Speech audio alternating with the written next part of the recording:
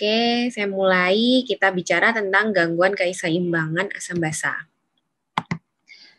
Ya, oke. Seperti biasa, saya selalu mulai dari yang basic ya.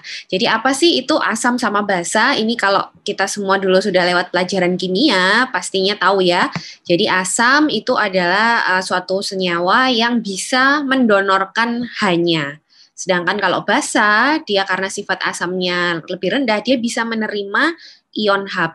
Ya, itu aja prinsipnya. Contohnya seperti di sini ya, kalau ada HCl, ya ini kan hanya dari HCl bisa disumbangkan, istilahnya disumbangkan atau dipindah ke basanya. Basanya di sini adalah H2O. Jadi dia menjadi H3O+, dia jadi asam, terus HCl-nya kehilangan H, dia jadi Cl- menjadi basa. Dan ini adalah suatu reaksi yang bolak-balik gitu ya. Oke, jadi ini adalah asam, yaitu ion atau substansi molekul yang dapat mendonorkan H+-nya. Kalau basa sebaliknya, dia menerima H+. Nah, pH ini apa sih nanti yang akan kita lihat? Jadi pH itu sebenarnya menunjukkan konsentrasi dari ion hidrogen ya, jadi ion H+. Kalau secara normal, maksudnya ini bukan di dalam tubuh manusia, itu yang disebut asam itu batasnya pH-nya 7. Jadi kalau di bawah 7 itu dia asam, kalau di atas 7 dia basa. Nanti kalau di dalam tubuh manusia pH kita itu sedikit lebih ke basa. Rentang normalnya ya.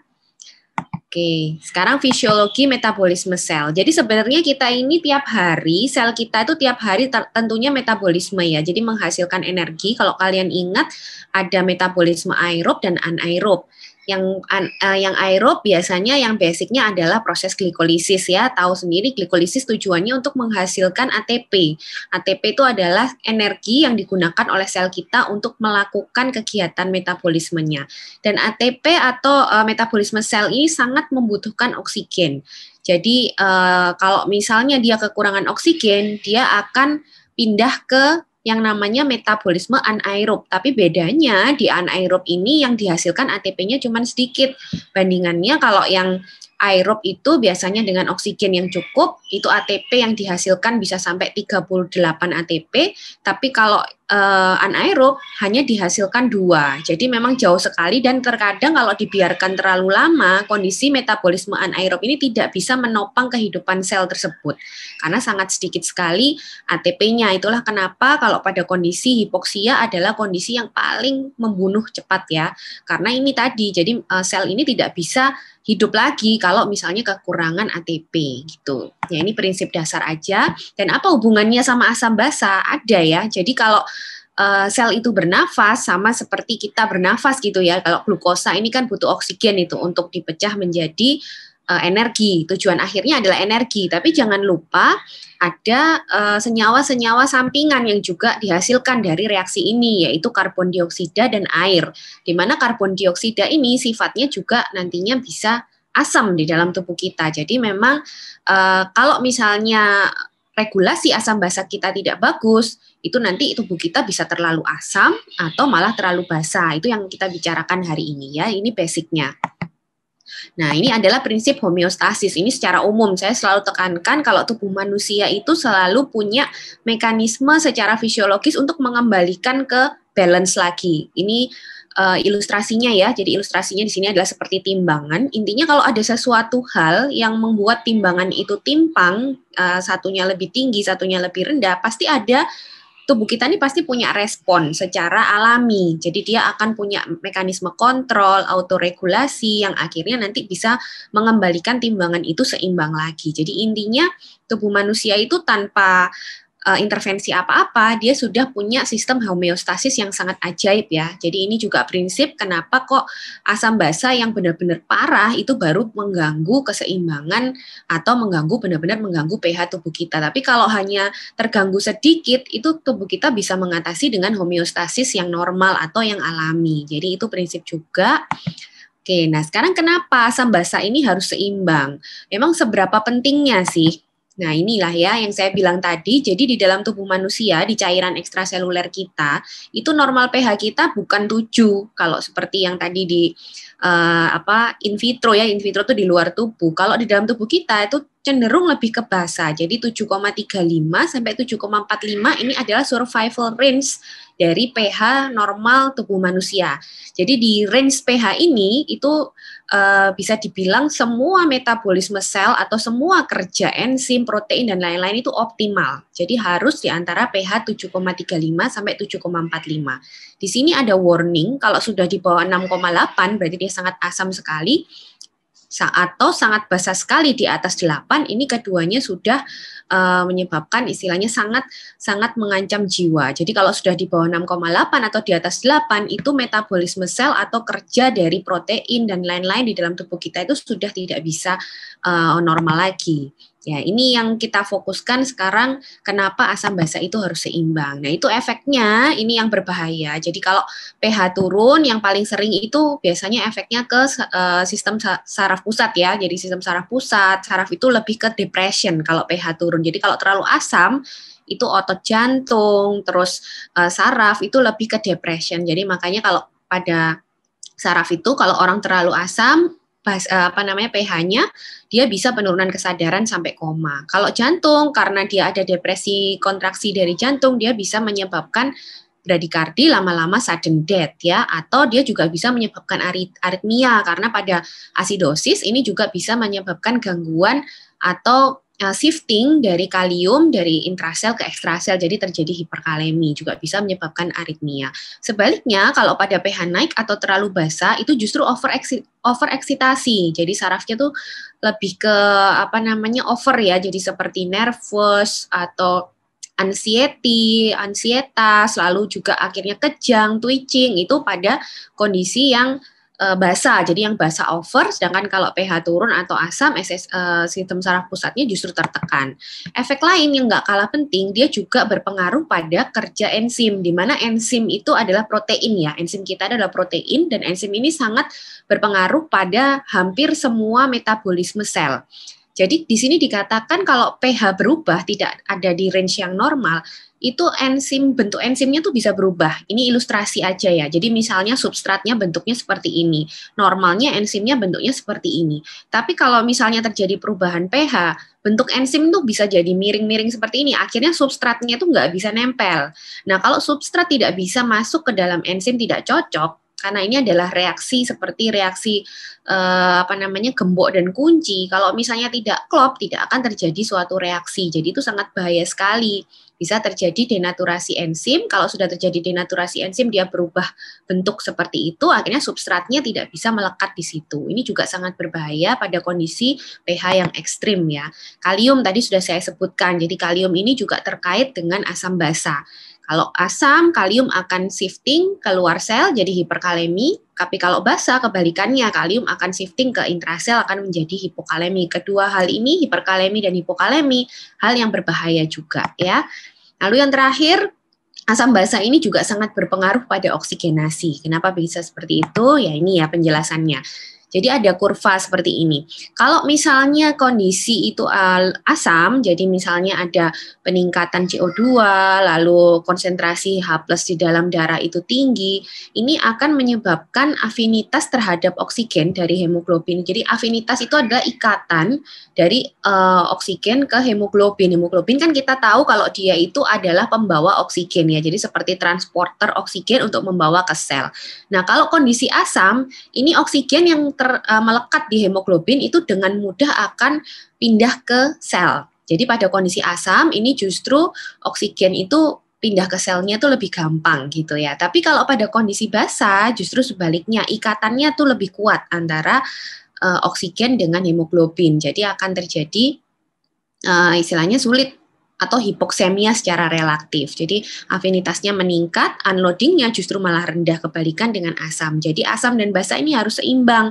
Jadi supaya sesuai, kalau misalnya memang dia dibutuhkan ya oksigen harus nyampe ke sel, kalau tidak dibutuhkan dia dibawa dulu oleh hemoglobin. Tapi kalau kondisi-kondisi tertentu seperti ini kadang berlebihan ya, jadi ada yang berlebihan ke sel akan menjadi malah toksik ya, kan ada oksigen itu kalau berlebihan di sel juga akan menjadi toksik loh ya, jadi jangan lupa karena juga bisa menyebabkan metabolisme yang berlebihan. Lalu yang kedua, kalau kurang oksigen akan terjadi hipoksemi juga di sel ya. Jadi ini memang harus seimbang, harus ada di kurva merah ini supaya oksigenasi jaringan itu bagus ya. Ini sekilas aja. Lalu untuk regulasi keseimbangan asam basa sendiri sebenarnya gimana? Ini sebenarnya hal yang prinsip sekali dan gampang ya. Jadi kita itu punya pengatur sebenarnya di dalam tubuh itu. Jadi kalau digambarkan itu kayak gini ya, seperti asam basa itu harus seimbang, tidak boleh berat sebelah. Jadi pH itu harus antara 7,35 sampai 7,45. Ada beberapa kondisi yang bisa mempengaruhi pH, seperti makanan. Jadi makanan yang terlalu asam atau makanan yang terlalu basa itu juga bisa mempengaruhi pH. Lalu ada produk dari suatu metabolisme, Misalnya nih pada KAD ya yang paling gampang. Jadi pada KAD itu kan terjadi berlebihan pembuatan badan keton, di mana badan keton itu sifatnya asam. Nah ini karena berlebihan ini dia juga akhirnya bisa mempengaruhi pH. Lalu ada beberapa proses penyakit juga, misalnya sepsis atau shock hipovolemik, di mana perfusi ke jaringan itu juga rendah. Akhirnya seperti tadi yang di awal, metabolisme sel juga akan terganggu. Kalau misalnya perfusinya berkurang, oksigen yang dibawa ke sel juga berkurang, akhirnya metabolismenya lebih ke anaerob. Tadi kan anaerob sebelah kiri ya, fermentasi itu akan membentuk banyak laktat, di mana laktat itu sifatnya juga asam. Nah, ini ketiga kondisi ini kalau misalnya regulasinya tidak bagus, dia bisa mempengaruhi dan bisa membahayakan tubuh. Jadi sebenarnya tergantung seberapa berat dari asam basanya, tergantung juga bagaimana sistem regulasinya. Kalau misalnya bisa balance, bisa seimbang, sebenarnya tubuh bisa mengatasi dengan homeostasis yang alami tadi ya. Tapi di sini kita akan berbicara yang patologis, ceritanya begitu. Nah, ini ada beberapa sistem buffer. Yaitu yang saya sebut adalah regulasi keseimbangan asam basa kita ini menggunakan sistem buffer. Kita punya banyak buffer sebenarnya. Jadi anggapannya seperti sistem imun ya. Jadi sistem imun kita itu kan berlapis-lapis ya, mulai dari awal misalnya ada kuman masuk pasti lewat epitel dulu. Jadi mulai epitel saluran nafas, epitel saluran cerna. Kalau itu pertahanan jebol baru masuk, baru merangsang inflamasi. Jadi itu adalah sistem imun yang innate atau alami. Baru setelah itu lolos, baru dia akan merangsang sistem imun yang adaptif. Nah, ini sama. Jadi sistem buffer kita ini juga berlapis. Dan reaksinya juga berlapis juga. Yang pertama, ini adalah di darah. Jadi kalau di darah ini, sistem buffer kita tentunya yang ekstrasel ya. Kalau di darah, ini ada asam karbonat. Jadi di dalam darah kita ini banyak mengandung asam karbonat. Asam karbonat ini asam lemah.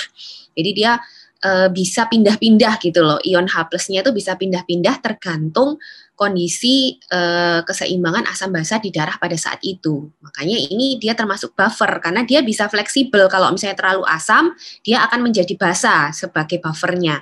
Tapi kalau terlalu basa, dia akan menjadi asam sebagai buffernya juga. Ya, ini contohnya. Dan ini responnya cepat. Jadi pada darah ini kira-kira beberapa detik sampai beberapa menit dia langsung respon bila terjadi suatu kondisi yang ekstrim asam atau ekstrim basa di dalam darah kita. Terus yang kedua adalah sistem respirasi. Itu tadi seperti yang kita tahu pada saat fisiologi metabolisme sel terjadi kan akan dibentuk banyak CO2. Ya, CO2 ini itu yang akan berespon dari respirasi kita karena CO2 ini sifatnya asam. Jadi kalau misalnya badan kita terlalu asam, nanti respirasi ini akan ada seperti sensor ya. Jadi sensor dia akan mempercepat nafas dan ventilasi alveolar harus meningkat. Ventilasi alveolar itu nafasnya harus cepat dan harus dalam. Jadi supaya mengeluarkan CO2. Karena CO2 itu kan sifatnya asam. Jadi supaya dikeluarkan cepat, supaya turun pH-nya. Ya itu sekilas ya. Respirasi ini juga cepat responnya. Jadi mulai dari beberapa menit sampai sekitar beberapa menit sampai beberapa jam ya kalau respirasi. Berikutnya itu pada intraseluler ini, pada intraseluler dan ekstraseluler ini juga akan terjadi pergantian ion. Kalium seperti yang saya bilang tadi, itu juga salah satu sebenarnya hal yang bisa terjadi pada keseimbangan asam basa. Jadi kenapa kok pada hiperkalemi, pada asidosis kenapa terjadi hiperkalemi, itu juga suatu upaya juga untuk menyeimbangkan asam dan basa sebenarnya. Jadi kayak kalau kita tahu prinsip kimia ya, jadi saling tukar menukar kalau muatannya beda atau tukar menukar kalau misalnya dia terlalu asam atau basa itu sebenarnya adalah proses alami juga ya. Jadi ini adalah pergantian ion, ini kerjanya juga antara menit sampai jam. Dan yang paling lama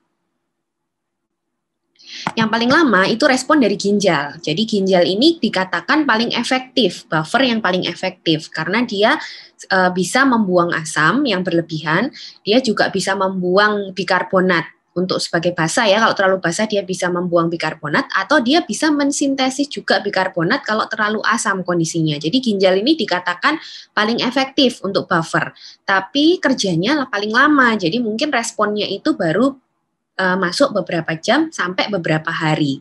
Jadi pasti yang muncul adalah respon-respon ini dulu, terutama yang terlihat nanti adalah respon respirasi. Respon ginjal itu menyusul belakangan ya.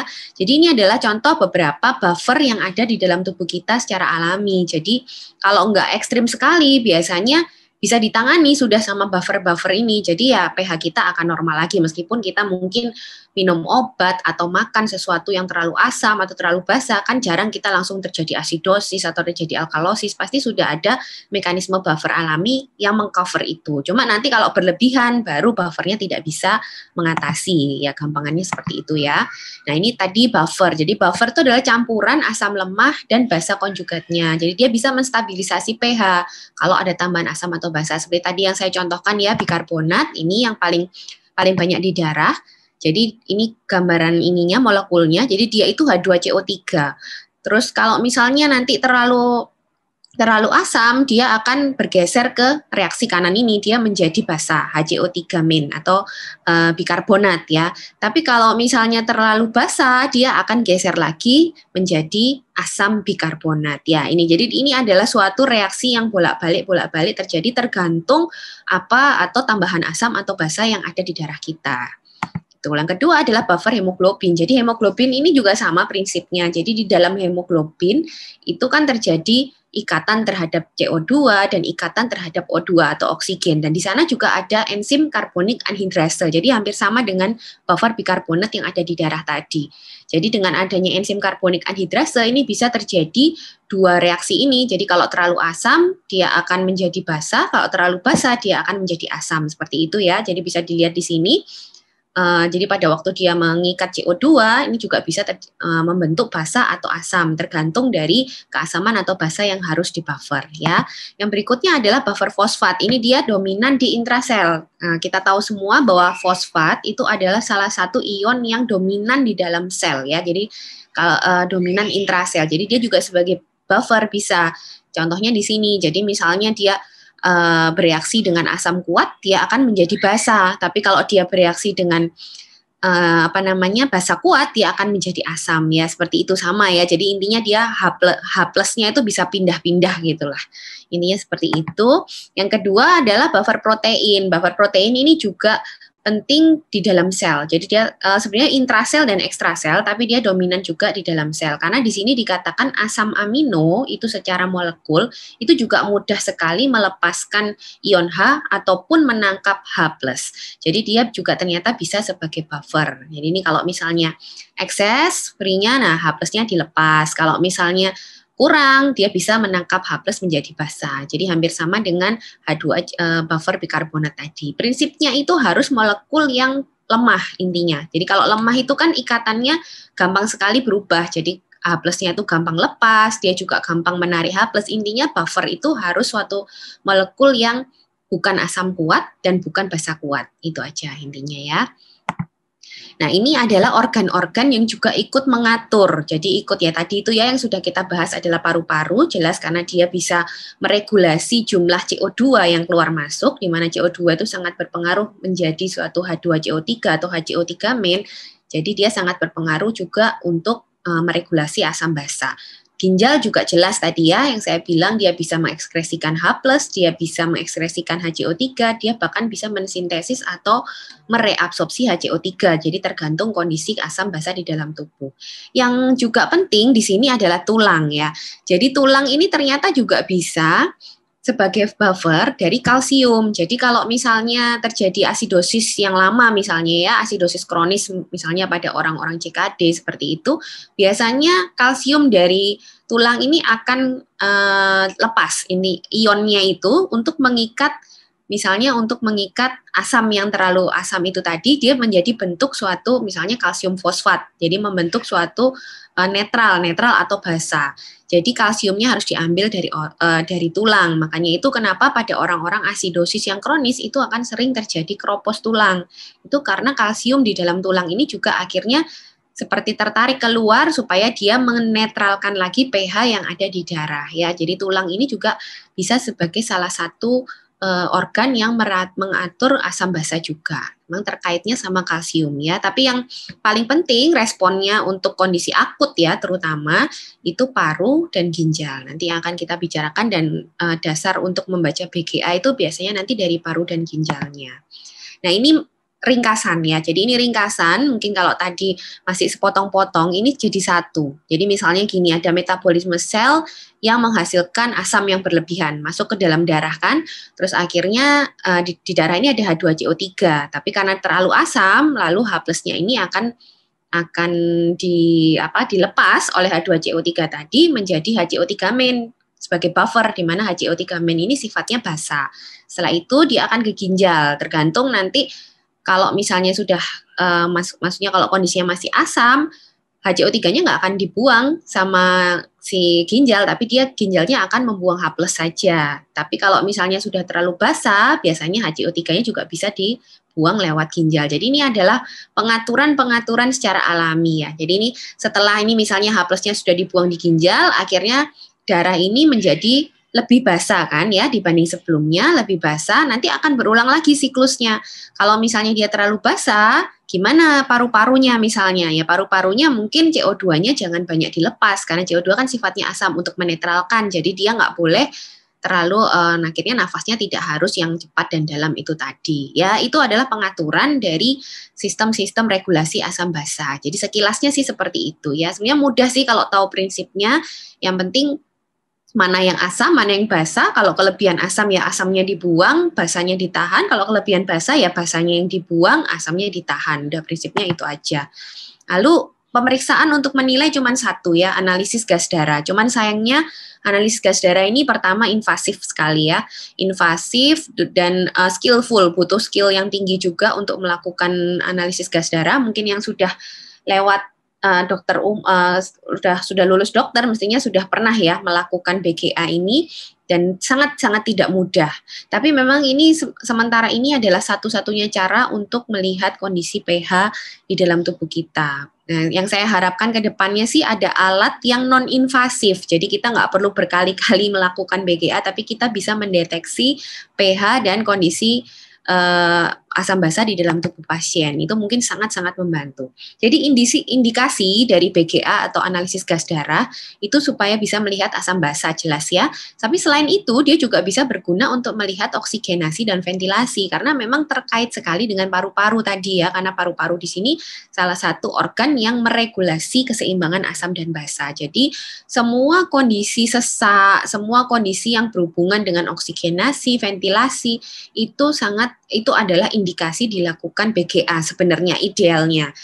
Selain itu misalnya pemasangan ventilator atau evaluasi ventilator itu juga kan harus menilai oksigenasinya, harus menilai ventilasinya, itu juga indikasi dilakukan evaluasi dengan BGA. Jadi intinya semua hal yang terkait dengan tiga ini itu adalah indikasi sekali dilakukan pemeriksaan analisis gas darah. Dan ini nilai normalnya, ini harus hafal di luar kepala ya. Jadi pH kita yang normal adalah 7,35 sampai 7,45. Lalu oksigen yang normal adalah 80 sampai 100 ya. Kalau CO2 yang normal 35 sampai 45, HCO3 normalnya 22 sampai 26. Ada juga yang memasukkan base excess ya. Base excess itu normalnya kan antara -2 sampai +2. Saturasi jelas yang normal adalah 95 sampai 100%. Ya, ini adalah kalau tahu kan cara baca BGA itu sebenarnya gampangannya kan kita main tic-tac-toe ya, kita bilang tic-tac-toe yaitu membuat suatu seperti ini ya, 3x3 ya, tabel 3x3, lalu di sini kita lihat Kalau asidosis itu kurang dari 7,35, kalau alkalosis lebih dari 7,45. Lalu CO2-nya sebaliknya seperti ini. Jadi yang 35 di sini, 45 yang di sini, metabolik tetap 22 sampai 26 seperti ini. Nanti semua kunci untuk membaca BGA kita tinggal main ini aja. Intinya seperti itu ya. Oke, ini kita masuk ke asidosis metabolik dan asidosis respiratorik. Jadi ini kondisi asidosis dulu.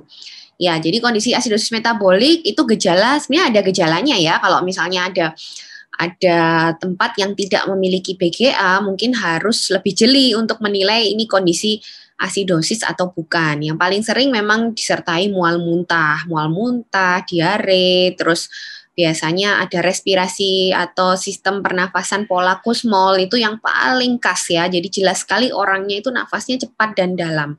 Bedakan dengan dyspnea ya.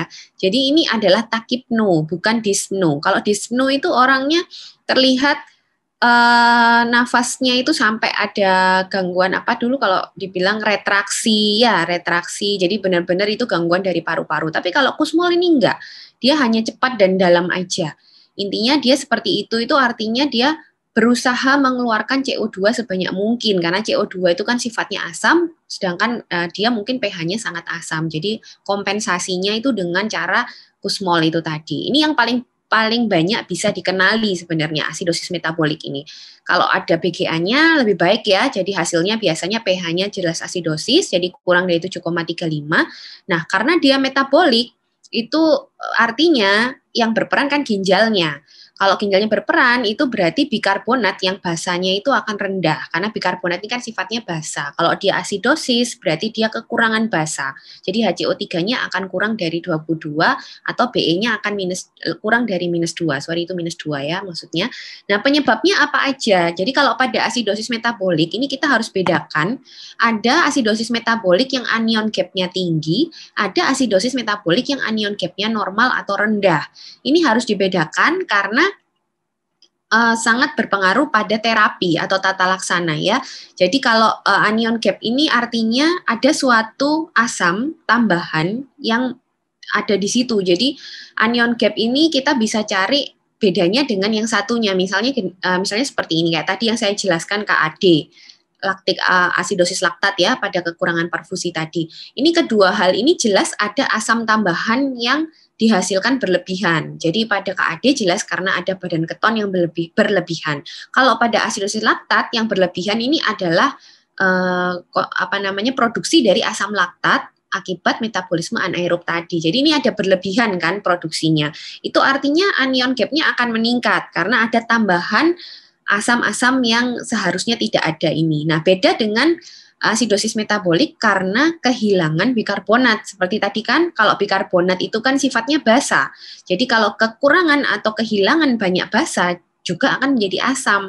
Tapi tidak ada asam tambahan yang terbentuk di situ. Jadi dia asamnya itu karena kehilangan bikarbonat. Di sini contohnya misalnya diare yang paling sering ya, diare, terus mungkin muntah-muntah, atau dari diuretik juga bisa, atau dari loss dari ginjal, karena ginjal itu kan bisa mengekskresikan HCO3 juga. Ya, jadi kalau dua hal ini terjadi, bisa terjadi asidosis metabolik yang anion gap-nya itu kalau dihitung akan normal atau rendah. Jadi itu sangat penting untuk membedakan. Kadang ada yang bisa mix ya, jadi bisa mix, mungkin terjadi dua-duanya, mungkin dia diare sampai terjadi shock hipovolemik, bahkan terjadi asidosis laktat juga. Jadi anion gap-nya tuh bisa, nanti ada cara membedakannya itu, ini anion gap-nya tinggi, pure tinggi, atau mix, atau rendah, seperti apa itu ada caranya ya. Sedangkan yang penyebab ketiga ini adalah gangguan ekskresi asam. Ini sama dengan anion gap akan tinggi, karena kalau gangguan sekresi asam berarti kan jumlah asamnya yang berlebihan. Gampangannya kalau anion gap naik itu artinya ada asam yang berlebihan. Kalau anion gap-nya normal atau rendah itu ada bikarbonat yang loss atau hilang. Nah, itu gampangannya seperti itu. Jadi kalau pada asidosis metabolik harus dibedakan anion gap-nya. Tapi sekali lagi ini kendalanya untuk menghitung anion gap itu butuh data elektrolit, dan itu mungkin nggak semua tempat ada juga, tapi nggak apa-apa, kalian harus tahu ya. Yang berikutnya adalah asidosis respiratorik. Kalau asidosis respiratorik ini khasnya kelainannya pasti di pernafasan lah, istilahnya seperti itu. Jadi asidosis respiratorik seperti tadi yang kita bahas ya, CO2-nya terlalu tinggi. Jadi logikanya begini, kalau misalnya kita nafas, itu kan kita menghirup oksigen dan melepas CO2. Jadi kalau sampai CO2-nya berlebihan, itu artinya pada saat melepas itu ada gangguan. Itu pada saat ventilasi. Jadi ventilasi itu kan artinya kita menghirup oksigen, kita mengeluarkan CO2. Bila ada gangguan ventilasi, itu CO2 yang dikeluarkan akan sedikit, jauh lebih sedikit daripada normal, akhirnya numpuk di dalam tubuh. Itulah yang menjadi asidosis respiratorik. Jadi penyebabnya adalah semua kondisi yang menyebabkan ventilasi itu berkurang. Misalnya ada depresi ventilasi dari pusat nih ya, dari sistem saraf pusat, misalnya karena obat-obatan atau orangnya memang ada gangguan di otak, ya kan? Jadi kan sumber nafasnya atau pusat nafasnya terhambat, itu juga bisa menyebabkan hipoventilasi. Lalu gangguan otot juga, gangguan otot misalnya otot dada, jadi dia nggak bisa nafas dengan baik, nggak bisa mengeluarkan CO2 dengan optimal, juga bisa terjadi asidosis respiratorik. Abnormalitas dari dinding dada, jelas ya, itu juga bisa menyebabkan, pokoknya intinya semua yang menyebabkan ventilasi orang itu tidak normal atau turun, itu bisa menyebabkan asidosis respiratorik. Obstruksi jalan nafas, abnormalitas pleura ya, sama penyakit parenkim paru, mungkin yang sekarang ini pneumonia, COVID, seperti itu ya, itu pasti dia lebih ke asidosis respiratorik. Gejalanya tentunya seperti gejala-gejala yang hiperkapne ya, jadi gejala-gejala kelebihan CO2, biasanya orangnya terus ngantuk, ya kan, terus sinus disinus, terus tensinya turun, ya kan, terus sesak. Jadi sesak yang tadi bedanya ya sama takipno. Kalau dyspno itu yang merangsang orang menjadi sesak itu bukan hipoksia, yang harap kalian camkan juga ya. Ini mungkin juga sekalian bisa dibahas kalau kalian pernah mendengar happy hipoksia pada COVID. Itu kenapa bisa terjadi? Itu bukan hal yang unik, sebenarnya itu bisa terjadi pada semua kondisi. Jadi kalau orang itu hipoksia, dia tidak akan dyspno, dia tidak akan sesak. Hipoksia itu nggak akan menyebabkan sesak, tapi justru yang merangsang atau sensor untuk meningkatkan ventilasi itu adalah bila CO2-nya berlebihan. Jadi kalau pada COVID ya, ini sekilas aja. Jadi kalau pada COVID itu dia kan awalnya terjadi hipoksia, CO2-nya tuh masih bisa keluar karena dia tidak terganggu ventilasinya. Kan dia tuh pneumonia ya, jadi pneumonia itu adalah radang di alveoli. Jadi untuk awal fase-fase awal CO2 tuh masih bisa keluar seperti biasa, makanya dia tidak terjadi sesak. Terus pada suatu titik di mana terus akhirnya terjadi hipoksia yang sangat berat, biasanya kalau hipoksia sangat berat berarti sudah mulai disertai dengan gangguan ventilasi. Akhirnya CO2-nya juga mulai naik, inilah yang menyebabkan orang itu baru mengalami sesak. Makanya terus terjadi yang namanya happy hipoksia, karena telat biasanya sudah terkadung rendah baru muncul sesaknya, tapi itu memang kondisi alami ya secara fisiologis, karena yang merangsang sesak itu sebenarnya adalah CO2-nya, jadi bukan kondisi hipoksianya ya. Itu sekilas aja pengetahuan tambahan ya. Jadi kalau asidosis respiratorik ini juga gampang mengenalinya, penyebabnya pasti kebanyakan ya dari ventilasinya itu sendiri. Oke, nah ini anion gap tadi yang kita bahas sekilas. Jadi rumusnya itu sebenarnya gampang. Jadi natrium ditambah kalium dikurangi HCO3 plus Cl-min. Itu semua kan ada itu kalau di pemeriksaan elektrolit ya. Nah, nilai normalnya itu kalau jadi ada dua rumus ya. Ada dua rumus, kadang itu K nggak usah dihitung karena kadang itu tidak terlalu signifikan bedanya. Kalau misalnya tanpa K itu nilai normalnya 8 sampai 12 meg.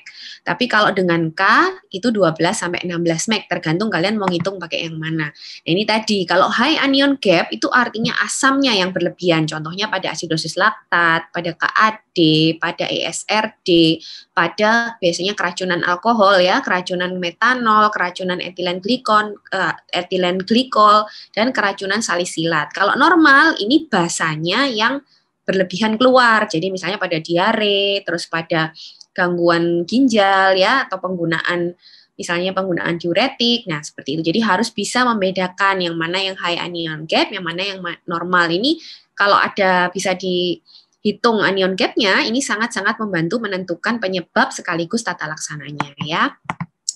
Nah, ini yang kompensasi tadi. Jadi kompensasi itu adalah suatu usaha homeostasis tadi menuju pH normal. Tapi ingat, kalau ada kompensasi itu bukan berarti kita terus diam aja, karena penyebabnya itu masih ada.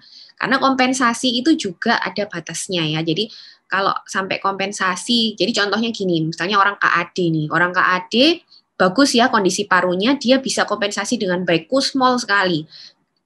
Oke, nggak apa-apa. Mungkin kita bilang, oh nggak apa-apa kok dia mungkin dari BGA-nya mulai bagus ya karena dia bisa kompensasi. Tapi ingat, kompensasi ini juga bisa fatigue.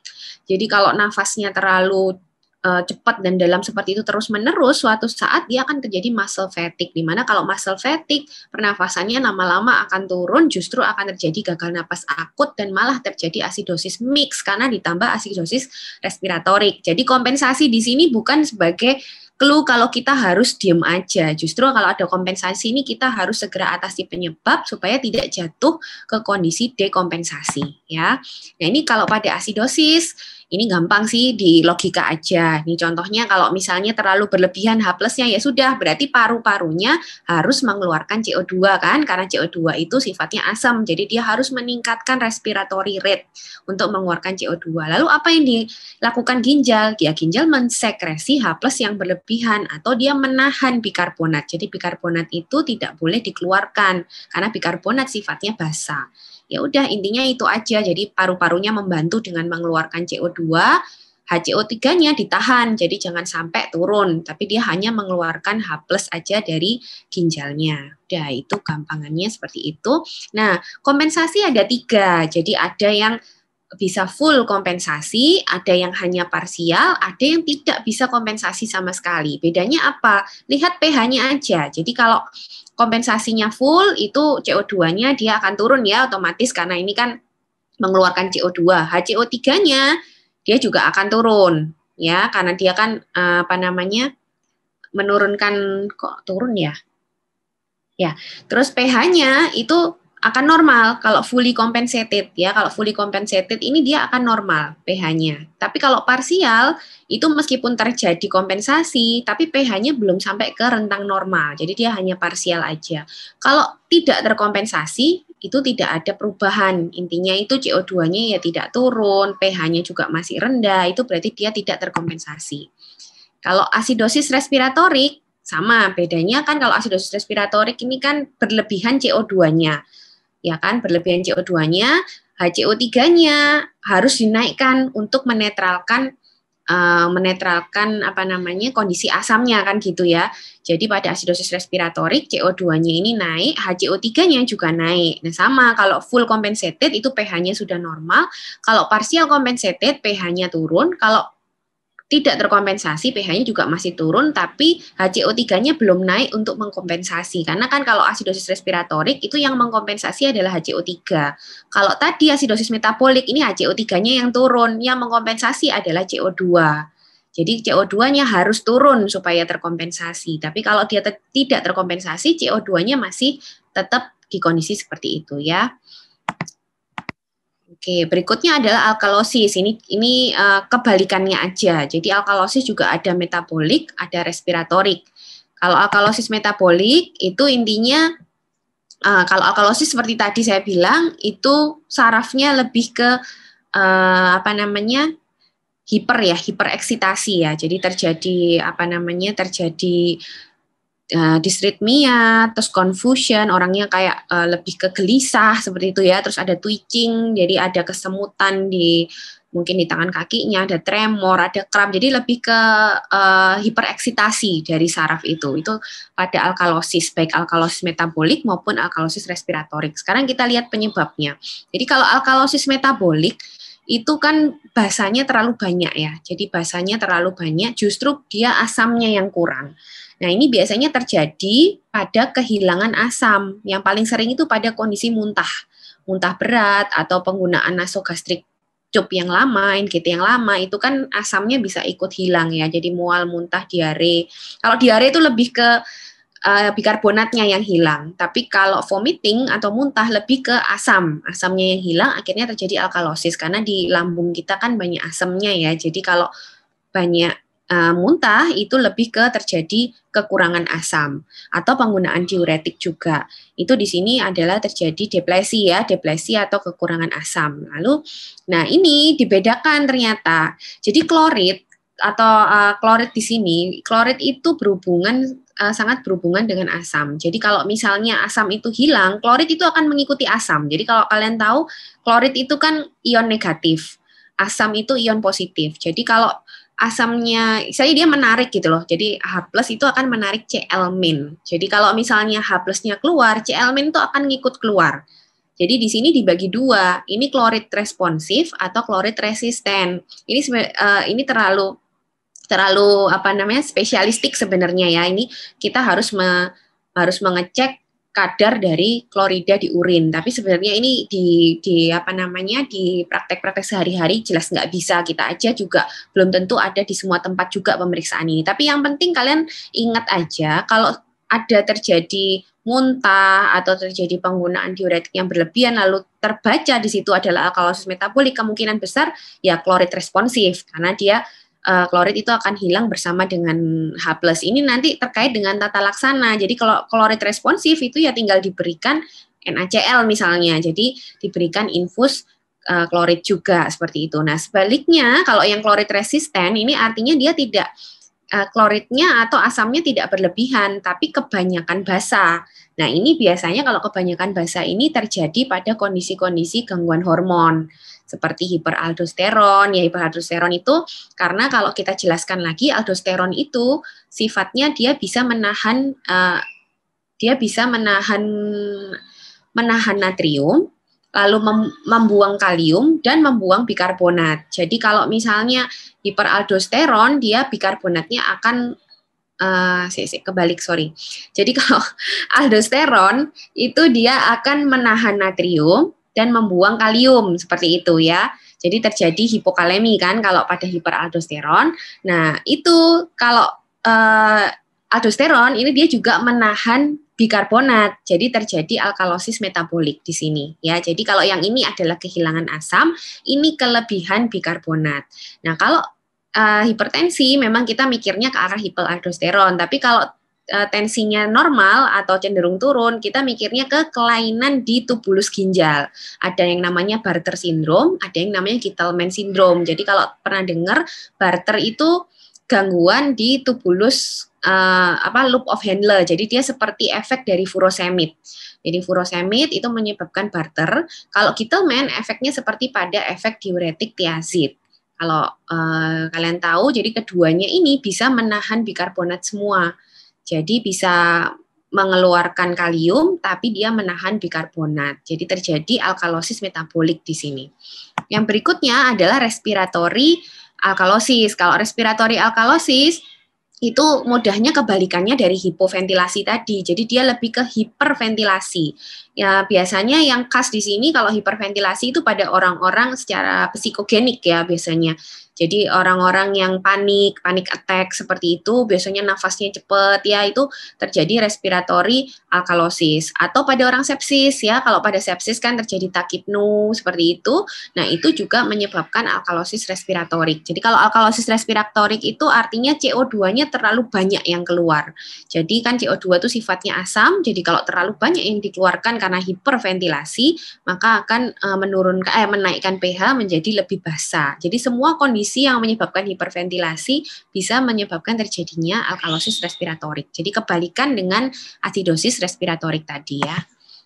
Nah, berikutnya ini adalah respon terhadap alkalosis. Ini kebalikannya. Jadi kalau misalnya alkalosis ini artinya kan dia kelebihan basa atau kekurangan asam. Jadi kalau kekurangan asam harusnya paru-paru ini menahan CO2, jadi justru tidak boleh hiperventilasi yang berlebihan. Jadi dia harus menahan CO2, menurunkan respiratory rate supaya CO2 banyak yang tidak keluar, akhirnya bisa menetralkan pH karena CO2 kan sifatnya asam. Sebaliknya di ginjal kalau kelebihan HCO3 ya HCO3-nya yang disekresi, asamnya yang ditahan seperti itu ya, kebalikan dari asidosis tadi. Ini sama. Jadi kalau alkalosis respiratorik berarti yang terjadi adalah CO2-nya terlalu rendah ya, karena kita bicara respiratorik berarti kita bicara CO2.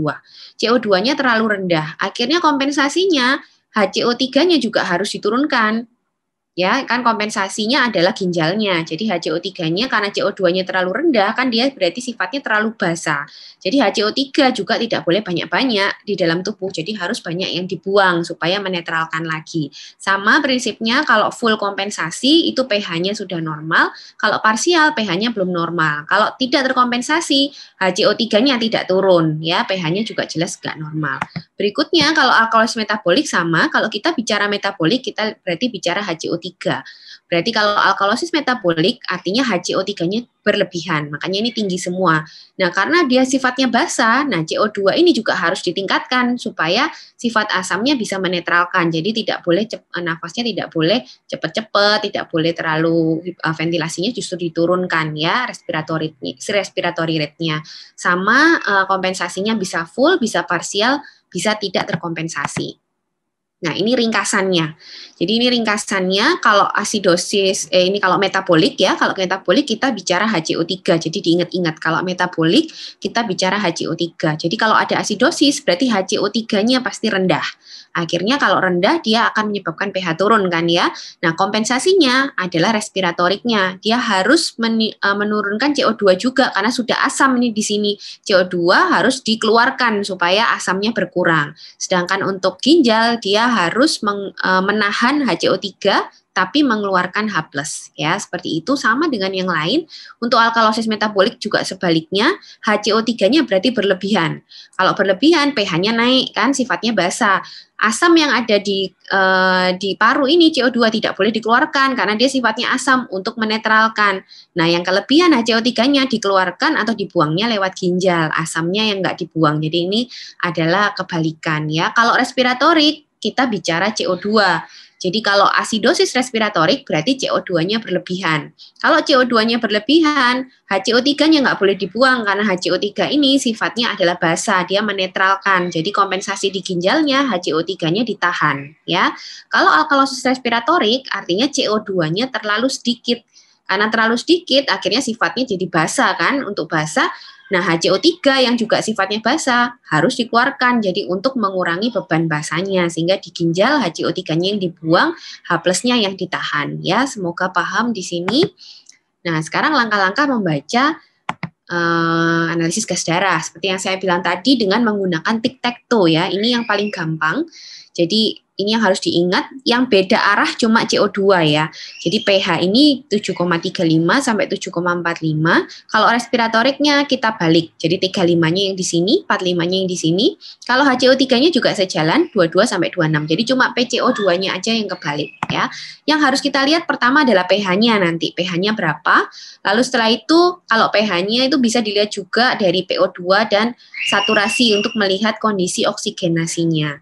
Lalu kemudian kita lihat komponen respiratoriknya, CO2-nya seperti apa. Lalu komponen metaboliknya yang kita lihat adalah HCO3 atau kadang melihat base excess juga bisa.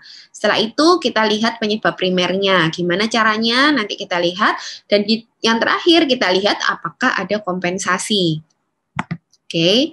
Nah, ini yang disebut kompensasi. Jadi ini kita kalau misalnya bicara kompensasi itu ada hitungannya sebenarnya. Kapan sih suatu asidosis atau suatu alkalosis itu mengalami kompensasi atau tidak? Ini ada hitungannya. Dan ini sebenarnya kalau mau diterapkan dalam praktek sehari-hari agak sulit karena harus menghitung, harus menghafal. Tapi kalian harus tahu karena ternyata cara cepat yang tic-tac-toe itu tidak bisa di semua kondisi diterapkan. Jadi nanti saya lihatkan beberapa kasus ya. Kalau asidosis respiratorik ini kan kita bicara CO2 yang meningkat tadi ya. Berarti kan kompensasinya adalah HCO3. Ternyata di sini kalau akut itu tiap kenaikan jadi tiap kenaikan 10 mm Hg PCO2 itu harus dikompensasi dengan 1 mg HCO3 meningkat, itu di akut. Kalau di kronik 4, jadi ini rumusnya 1, 4, 2, 5, ini pada respiratorik semua. Jadi ini respiratorik asidosis, yang 1 ini akut, yang 4 ini kronik, lalu kalau alkalosis respiratorik, ini yang akut ini 2, yang kronik ini 5. Ini harusnya sih dihafal, mungkin kalau yang masih sekolah, nanti kalau stase anestesi misalnya, ini harus tahu ya. Jadi ada kompensasinya. Jadi kalau misalnya kompensasinya di bawah yang normal, berarti dia belum terkompensasi dengan baik. Kalau dia sudah di atas dari yang normal, biasanya kompensasinya sudah baik. Ya, itu seperti itulah contohnya. Kalau ini yang untuk kelainan metabolik, ini juga ada rumusnya ternyata. Jadi kalau penurun pada asidosis metabolik, kalau HCO3-nya menurun berapa, itu harusnya CO2 juga menurun berapa. Itu yang akan mengkompensasi. Kalau masih kurang dari itu, artinya dia belum terkompensasi dengan baik. Tapi kalau sudah lebih dari itu, artinya dia sudah terkompensasi dengan baik. Sama dengan alkalosis metabolik juga begitu ya. Nah, ini yang saya bilang tadi untuk menghitung anion gap. Ini ada yang namanya delta gap, yaitu delta rasio dari delta dari anion gap dibagi delta dari HCO3. Nanti di sini kita akan bisa lihat. Jadi ini apakah pure anion gap? Kalau tadi pure anion gap itu yang seperti laktik asidosis, KAD itu nilai delta gapnya itu 1 sampai 2 delta rasionya. Tapi kalau kurang dari 1, ini kondisinya mix tadi yang saya bilang. Jadi ada high anion gap dan normal anion gap. Jadi mungkin tadi shock hipovolemik yang berat, awalnya dia normal anion gap, lalu menjadi asidosis laktat yang high anion gap. Ini berarti ada mix, ada campuran dari anion gapnya. Biasanya asidosisnya lebih berat. Ya, ini adalah implementasi klinis ya yang harus diketahui. Nah, tata laksananya ini sekilas intinya mengatasi penyakit dasar ya. Jadi kalau asidosis metabolik jelas mengatasi penyakit dasar. Misalnya ada shock ya harus diperbaiki perfusinya. Lalu ada KAD ya kita tangani KAD-nya. Nah, untuk cairan bikarbonat ini ternyata tidak semua boleh diberikan ya pada kondisi asidosis. Nanti akan saya bahas sekilas. Lalu asidosis respiratorik juga intinya adalah tata laksana penyakit dasarnya, memperbaiki ventilasinya dan terapi oksigen. Untuk alkalosis respiratorik juga sama, intinya tata laksana penyakit dasar. Lalu untuk alkalosis metabolik juga sama, jadi mengatasi penyakit dasar, misalnya muntah-muntah tadi, ya muntah-muntahnya diatasi dengan menggunakan yang berbasis klorid tadi ya, NaCl misalnya, lalu koreksi elektrolit dan cairan yang isi klorid. Ya intinya itu aja tata laksananya. Nah ini sekilas penggunaan nabik ya, karena mungkin di praktek kalian akan sering sekali dikit-dikit asidosis kalian memberikan natrium bikarbonat atau sodium bikarbonat. Sebenarnya nggak boleh ya kayak gitu karena ada efek samping ternyata. Jadi tidak semua kondisi asidosis harus diberikan nabik. Yang sampai sekarang sudah evidence based itu hanya pada kondisi CKD sebenarnya. Bahkan pada kondisi KAD pun itu penggunaan sodium bikarbonat itu tidak terlalu disarankan bila dia tidak berat sekali.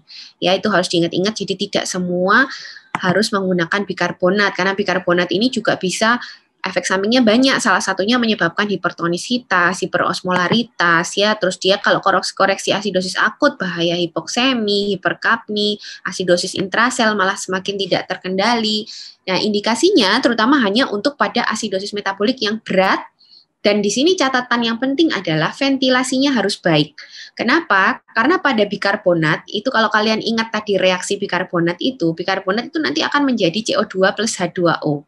CO2-nya ini harus keluar, karena kalau CO2-nya ini tidak keluar, dia akan masuk ke dalam sel menjadi asidosis intrasel. Nah, kalau CO2-nya tidak bisa keluar, itu biasanya pada kondisi-kondisi yang ventilasinya nggak baik. Jadi misalnya kalian menemui suatu kondisi asidosis metabolik, plus misalnya ada edem paru, itu sama sekali nggak boleh diberikan sodium bikarbonat. Pertama, sodiumnya sendiri juga bisa meningkatkan atau menyebabkan overload. Yang kedua, CO2 yang dihasilkan dari metabolisme bikarbonat tidak akan bisa dikeluarkan dengan baik oleh paru-paru yang mengalami edem paru. Jadi hati-hati sekali, catatannya boleh diberikan asal ventilasinya baik. Jadi supaya CO2-nya bisa keluar ya. Dan indikasi lain bila terjadi hiperkalemi juga boleh diberikan atau pada kondisi CKD. Tidak untuk asidosis metabolik dengan normal anion gap. Jadi diingat-ingat ya. Jadi kalau ada asidosis metabolik tapi akibat diare misalnya, tidak boleh diberikan nabik. Ya harus ditangani diarenya, harus direhidrasi ya. Oke, ini contoh pertama. Ini contoh dari saya dulu ya. Nanti setelah ini saya minta beberapa orang mungkin dari penjelasan saya nanti latihan baca BGA ya. Kalau ini yang contoh pertama, ini gini contohnya. Jadi ada wanita 20 tahun dengan riwayat DM tipe 1 ya, sudah 2 minggu nggak suntik insulin karena belum sempat kontrol. Keluhannya sekarang badan lemas, sangat haus, kencingnya banyak, tidak demam, pemeriksaan parunya bersih. Bersih, UL-nya ada keton plus 3, ada glukosa plus 4. Ini hasil-hasil labnya, natrium, kalium, Cl, dan ada BGA-nya. Ya, dari sini sekilas pasti tahu diagnosisnya kemungkinan KAD. Sekarang kita fokusnya di sini adalah baca BGA-nya. Di sini pH 7,26, PCO2 16, PO2 128, HCO3 7. Kalau dilihat dari sini yang nggak normal adalah pH-nya, PCO2-nya, dan HCO3-nya. Kalau PO2-nya normal ya. Oke. Nah, ini berarti pH-nya 7,26 ada di sini. Berarti dia asidosis ya. Lalu PCO2-nya ternyata ada di sini, 16. Lalu HCO3-nya 7,1 ada di sini. Nah, yang harus dibaca kalau misalnya ada kita cari yang satu frekuensi, maksudnya satu arah seperti ini. Jadi kalau pH-nya di sini dengan yang satu arah di sini adalah bikarbonat, ini artinya dia asidosis metabolik. Bacanya seperti itu ya, dia asidosis metabolik. Nah, ini apa? Ini kompensasinya. Ini adalah kompensasi dari paru-parunya untuk mengeluarkan CO2 tadi. Sekarang setelah kita tahu, kita lihat kompensasinya. Nah, kalau dihitung di sini asidosis metabolik harusnya PCO2-nya itu adalah 15 plus HCO3. Jadi harusnya PCO2-nya itu antara 16,5 sampai 20,5. Ini tadi kan PCO2-nya 16, berarti sudah di bawah itu, berarti artinya dia sudah terkompensasi. Nah, cuman sekarang dilihat dia terkompensasinya sudah full kah, atau masih parsial kah, atau kalau jelas tidak terkompensasi, enggak ya, sudah ya, PCO2-nya sudah bagus. Nah, sekarang dilihat untuk delta gap, jangan lupa pada asidosis metabolik selalu harus menghitung atau mengetahui ini anion gap-nya tinggi atau enggak. Nah, ini caranya dengan rumus yang tadi, anion gap-nya ternyata dihitung 27,9. Normalnya tadi, kalau ini rumus tanpa kalium, harusnya cuma 8 sampai 12. Berarti tinggi sekali ya anion gap-nya. Delta rasionya setelah dihitung tadi, delta anion gap dibagi delta HCO3, itu ternyata hasilnya 1,07. Kalau di sini 1,07 adalah pure anion gap metabolic acidosis. Jadi cocok banget kalau ini adalah KAD ya. Jadi KAD yang murni, belum ada komplikasi yang lain. Jadi murni benar-benar KAD. Hasil bacaannya adalah asidosis metabolik, pure anion gap, dan terkompensasi parsial. Kenapa? Karena pH-nya belum normal. Ya, jadi diingat-ingat tadi kalau full kompensasi itu pH-nya sudah di dalam range normal. Tapi ini tadi masih 7,26. Itu artinya meskipun dia terkompensasi dengan baik di paru-parunya, pH-nya belum sampai ke normal. Berarti dia terkompensasinya baru parsial. Oke, semoga jelas ya. Mungkin untuk contoh berikutnya Deborah, tolong mungkin yang mau raise hand, coba baca aja. Salah nggak apa-apa, karena kita di sini kan belajar bareng, jadi tahu kalau misalnya salah, jadi nanti suatu saat nggak salah lagi. Ada yang mau raise hand, peserta? Coba aja baca. Ayo. Gampang ini, seorang wanita 60 tahun, MRS dengan pneumonia varis. Terus ada riwayat menggunakan diuretik tiazid dalam 9 bulan terakhir karena memiliki gagal jantung kongestif. Hasil BGA-nya seperti ini, pH 7,64, PCO2 32, PO2 75, HCO3 33, kalium 2,1. Ini untuk tic-tac-toe-nya. Mungkin ada yang mau coba baca? Ada yang mau raise hand? Nggak apa-apa. Nah, oke, ada. Ya, pilih aja, Deb. Terserah siapa. Oke, ini yang duluan ini. Silahkan, Sagita Pratiwi. Ya, selamat malam, dokter. Ya, kenalan ya. Namanya siapa? Dari mana? Oh, nama saya Sagita Pratiwi, dok, dari Jakarta. Oke. Ya, untuk soal nomor kedua ya, seorang wanita 60 tahun, MRS dengan pneumonia lobaris, ada riwayat menggunakan diuretik tiazid dalam 9 bulan terakhir karena memiliki gagal jantung kongestif. Hasil AGD sebagai berikut. pH-nya 7,64, berarti alkalosis ya. Terus PCO2 32 mm raksa, itu berarti rendah ya dok, berarti alkalosis respiratorik ya dok. Terus PO2-nya 75 mm raksa, rendah. Terus HCO3-nya 33, berarti ada peningkatan. Lalu untuk kaliumnya 2,1 berarti ada hipokalemia. Bacanya? Ya, berarti ini baca GD-nya alkalosis respiratorik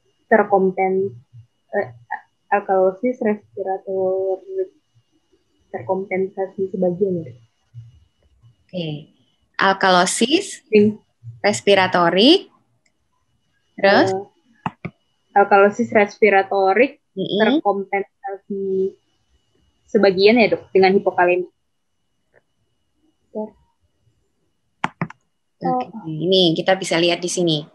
Alkalosis respiratorik betul ya. Alkalosis respiratorik karena dia kondisi pneumonia. Oke. Terus kita lihat ininya kompensasinya tadi ya. Jadi kalau pada kondisi akut ini pada kondisi alkalosis respiratorik harusnya kan kompensasinya adalah HCO3-nya harusnya apa? Naik atau turun? Sagita tadi? Bentar. Oh iya dok. Iya dok. Maaf dok. Harusnya naik atau turun? Seharusnya kalau misalnya kompensasi sebagian berarti harusnya turun ya dok? Jadi kalau alkalosis respiratorik itu artinya kan CO2-nya kurang ya? Oh iya dok, maaf dok. Nah, berarti HCO3 tidak terkompensasi berarti ya tadi. Iya. Jadi gini, oke. Sip, nggak apa-apa. Jadi ini kan kondisi alkalosis sudah pasti ya dengan pH 7,64. Setelah itu CO2-nya 36. Kalau alkalosis respiratorik 32. Jadi CO2-nya memang rendah. Cocok ya dia alkalosis respiratorik. Harusnya supaya mengkompensasi HCO3-nya ini harusnya kan turun juga. Ya enggak? Karena HCO3 kan sifatnya biasa ya. Harusnya dia turun, tapi kondisi di sini apa? Dia tinggi nih. Malah 33. Ya kan kalau kita lihat di sini harusnya dia kalau mau kompensasi dia harus ada di sini. Harus rendah. Iya, dok. Artinya berarti betul tidak terkompensasi atau mungkin malah campuran. Ya, karena dia juga ada penggunaan diuretik. Ya. Iya. Jadi bacaannya di sini adalah alkalosis campuran ya. Jadi ada alkalosis campuran metabolik dan respiratorik karena dua-duanya tidak terkompensasi. Kalau kita mau lihat alkalosis metabolik harusnya ini kompensasinya. Jadi tiap HCO3 turun 2, tiap PCO2 turun 10 mili, harusnya dia turunnya 2. Ini malah naik kan, tidak terkompensasi. Terus yang kedua, kalau ini adalah alkalosis metabolik, harusnya PCO2-nya juga ini segini tingginya 15 tambah HCO3 min. Ternyata ini malah rendah. Ya, berarti dua-duanya tidak terkompensasi. Jadi ini terjadi alkalosis campuran antara metabolik dan respiratorik ya. Gitu ya. Iya, dok. Terima kasih, dok. Terus soal berikutnya. Siapa yang mau coba? Oh, ini sudah ada, dok. Ya.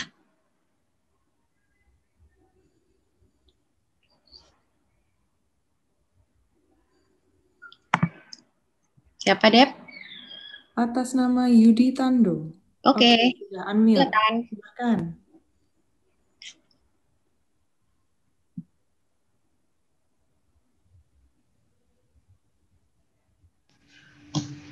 Selamat malam, dokter. Ya, malam-malam. Ya, dok. Perkenalkan, dok. Saya dari selaku kuas, dok, dari Ambon, dok.